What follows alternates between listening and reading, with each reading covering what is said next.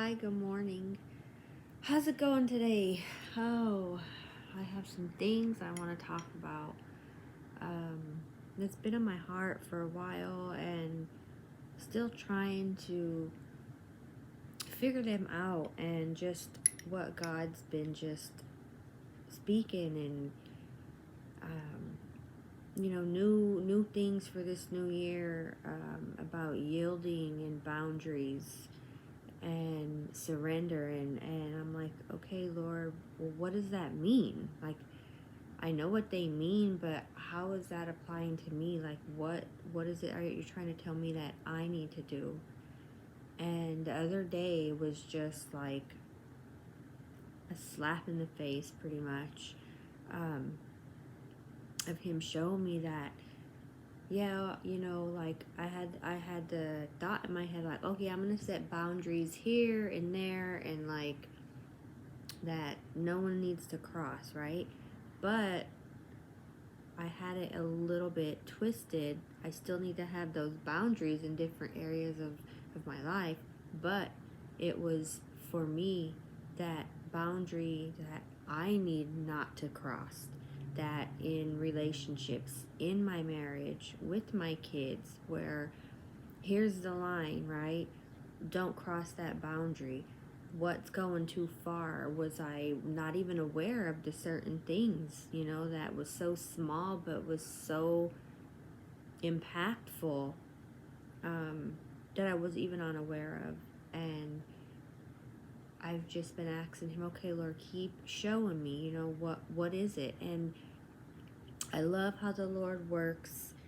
Every video I've been watching lately in conversations with people, it keeps coming up, the word boundaries, surrender, yielding. And 3 times yesterday, I through different videos and different teachings, let's see, Havilah Cunnington I watched, Lisa Bevere, Lindsay Williams, is it Williams? It's Lindsay. I shared her video. Anyway, 3 different women talking about the same thing but yet different, and I've kept hearing co-heir, and I was like, okay, co-heir, right, Lord, what are you trying to get in my spirit? I know I'm a co-heir with Christ because I'm a child of God, but what does that mean? What are you trying to tell me? And I was like, Lord, is that just your faithfulness of reminding me, even in my mess ups, that I am a co-heir with you? And he's just so amazing in how he shows up, and there's so much things that is speaking to my heart right now about myself, things with me. And it's like, okay, Lord, how do I get to that next level? And someone shared with me a couple weeks back that it's not in the regular routine, it's not in the regular ways to get to God. It's in new levels, and it's in the new ways to get to God, into new things. And I was like, wow, okay, is this what this means, this yielding? I have to yield myself to God in these different ways that I'm unaware of, or that I'm aware of, and I'm having a hard time letting go, being stubborn about him, or different things that I'm learning about myself in this past week. Even being married for 16 years and wanting to be a certain way and act in a certain way, and somewhere gets lost in life, in our routines as being moms, wives, running our home, responsibility, the cooking, the cleaning, no quality time, just with your spouse, or not even realizing the certain ways that I fell into, not showing so much appreciation to my husband, not being so affectionate. And it was always like in my brain, like, wait for him first and then you respond. And we both just kind of got in that place where it was just like we would wait for the other one, and we were just missing that connection, that relationship, that that intimacy, how our marriage is supposed to represent us with the Lord, you know, as Jesus with the, you know, us being the church, being his bride. And I was like, wow, Lord, like there's so much that I didn't even realize, or, you know, you get so caught up and then we notice things, but then we just want to push them under the rug and pass the blame. Well, that was me for, you know, a long time, off and on, you know, different seasons, and not facing, you know, the hard things that lead up to those conversations, those hard conversations that you need in intimacy in your marriage to grow, to change, to respect each other, you know, and not be disrespectful. And there's just so much. And it's just trying to just be the best version of me. And how does that look? How do I do that, Lord? How do I be all about you? Because I, you know, I love Jesus. I, you know, love him. Be about my family. To be that example in my home, you know, because we walk around as being, you know, the salt and the light of Jesus in our words, in our actions, in our home first and foremost, where nobody sees, right? Because we can act one way here and then be one way out there, and no one knows. And it reminds me, I can't think of his name in the Bible. I don't remember if it was Sam. It was in Samuel. It was one of the commanders who had leprosy, and at home, right, he would take off his uniform and he'd be his really true self, right? Well, when he'd go out in the, you know, out of his home, he had on his, you know, his suit, his armor, whatever that looked like, being a commander in that day, and he had to hide himself because, you know, leprosy in those days, you would get banned, you'd get thrown out the gates. And I always think of that story to be like, am I being my true self outside? Like, or is my true self showing at home where only my husband sees it and my kids, and then I'm going out in the world and it's like a double life, you know? And I really think about that. And, you know, I can't think of its name, but I know you're probably familiar with the story, but if not, I know it's in Kings, I think. First or second Kings, I think. I can't really remember, but anyway, he goes, you know, and he don't show himself, and the only one who sees him is like the maidservant in the home, and just a regular person seen him in his true self and helped him and sent him to, you know, to go to the river to, you know, to dunk. He had to go down 7 times to be washed. Kept going down and he wasn't changing, kept coming up, he wasn't changing. And that's how sometimes I can relate to and feel that I want to change, and I'm saying I'm going to do it, but I'm not really believing, or I'm not putting the effort or the energy to do it. It's like I want to change, but change requires action. Change requires taking a risk in order to do that. I can't just be like, oh, hey, I want to sit here and, you know, lose 10 pounds. Well, I have to do something. I have to take an action in order for that to take effect. It's not just going to happen, right? And that's how I think of that, you know, that passage in the Bible. Him going up and down, and it's believing.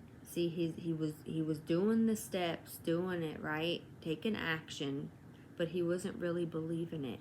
He didn't have faith that he really was going to change. And that's how sometimes we can get, where, yeah, we believe it, we say we do, but do we actually believe it? Are we actually having our faith in that thing to change, you know? And where it's like, dip one more time, dip one more time. However many times it takes for us to keep dipping and dipping to come out and renewed and believe it, and take an effort in that, that's when we're going to see that change, right? And that's where I've been this last probably month, like literally since after Christmas, and just thinking on things, and writing things, and things God's been putting in my heart, and just dealing with myself. And you know, always attacking, and the enemy always like, why is this so hard, Lord? Like, why did you give me such, such and such, or whatever it may be. And then it's like, I've heard Christine Kane, she's an amazing, amazing woman of God. I know you're probably familiar with her. She writes books. She's on Better Together TV. She's amazing. And she said that the enemy attacks hardest where God, like, where God has the calling on your life, where what he wants to use for his glory, that's where the enemy attacks. And I was like, whoa, that was just like a ton of bricks just fell on me, because I always say that, like, trying hard times, like in marriage, in different, not seeing eye to eye, and just, normal things, but it's always like, why is it so trying? Why is the enemy attack that? And I was just like, wow, God, and right away, he was whispering that that's what God has for me. And it's just, how could I explain it? Like an area in my life with connecting with women and speaking and sharing, because I can only share with you guys from my experience and how I learned from different things. And then to get to that new level with God, it's these things that I've never knew, but it's new ways on how he's teaching me how to get there with him. And it's being truthful with myself, being real and raw, and facing it head on, to want to change, for the change to come in.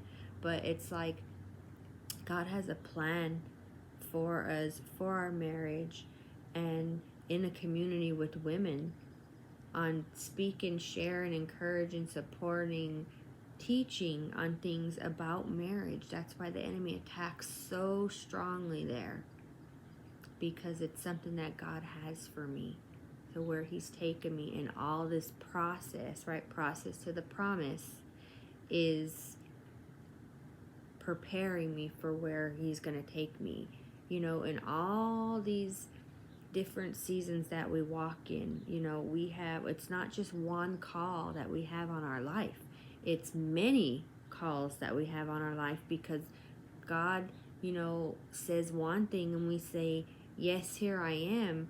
And then that calling opens up another door for something else for us to walk in. So it's a series of callings on our life, because God's never done with us. It's always another destination until we go home to be with the Lord, or he comes and picks us up first in the rapture. So there's just so many things that I've been thinking on, and, having the right motive, having the right motives in what we're doing and how we're sharing. And me, like, I have a blog and podcast, YouTube, social media platforms, basically. And how are we using that? I'm using that to share Jesus.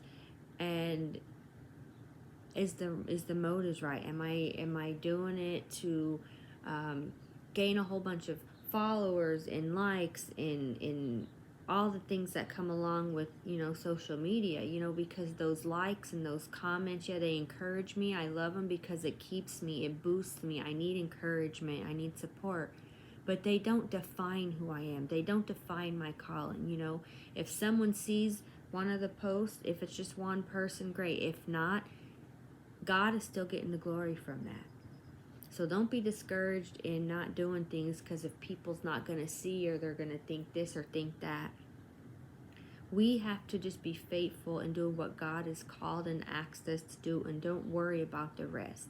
The more that we do it and follow Jesus, and he's the main thing, because that's what it's all about. It's not for everything I just mentioned. Then all that falls into place. That's when God sees our heart and our motives, and he takes us from glory to glory and moves us in different paths for who he's called us to be. And then the rest just come and get noticed, because we're truly being ourselves, who God has called us to be. And if we're truly not being ourselves, if we don't even know who we are, then we're not going to get there. We're going to be stuck there in taken on so many identities that we don't even know who we are, and we're looking at this one and that one, and oh, I'm going to do this and do that because of her. No, we have to just truly be ourselves and worship Jesus, and he does the rest, right? When he calls us to something, he don't give us all the tools first, right? He prepares us as we go. He just calls us. He doesn't call us done being prepared. We don't know how to do something, but we get it. Just like Heather Lindsay, as she was sharing about, I think it was her, about like going to the army. When you sign up, right? You sign up to be a soldier. You don't have everything you need, right? But when you go, they prepare you. They give you your clothes, a place to, sleep, the tools that you need. Whatever it is you need, they're there to teach you and train you in that. So that's how it is with us and God. We have to just follow and trust him, and he gives us what we need in our different seasons, in our different callings, to get, his word out, his message, to glorify him. There's just so much, and I just wanted to share because there's a lot, in my heart. And yeah, there's so much and visions I have, that I want to do for the Lord, and I'm passionate about, like with women and community and conversations, and having those deeper conversations, and being on a panel with women where we can all just talk and interact with each other, but we're all learning from each other, from experiences, and sharing Jesus together. And it's something that's been on my heart for a long time, and it's like, okay, Lord, if in your timing, if that's how it is. And sometimes we get so focused on the things that we want, we lose sight of where we are, and we lose sight of how we get there, and we just try and do it ourselves. And I realized that doing that takes the long way around, where God's trying to work on me and speak to me and mold and shape me to get there, but I'm trying to do it myself, so I'm missing all that, and I'm delaying that promise, through the process. And it's just truly just serve Jesus and just follow him, and then all that will come in. Those opportunities will just open because it's God's timing, it's God's plan. I know it's a lot, and it was a lot of topics all over, but I just really wanted to just share my heart, what's going on. If you guys have anything that you want to talk about, conversations that I can address or help you, I would love to. You guys could contact me. You can email me. I'd love to talk about them with you guys on lives or podcast conversation topics, however that looks, whatever works for you.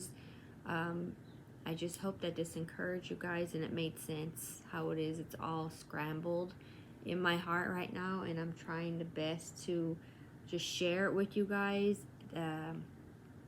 to invite you along this journey where God has taken me and all of us together as being community and sisters in Christ in 2021. So God bless you guys.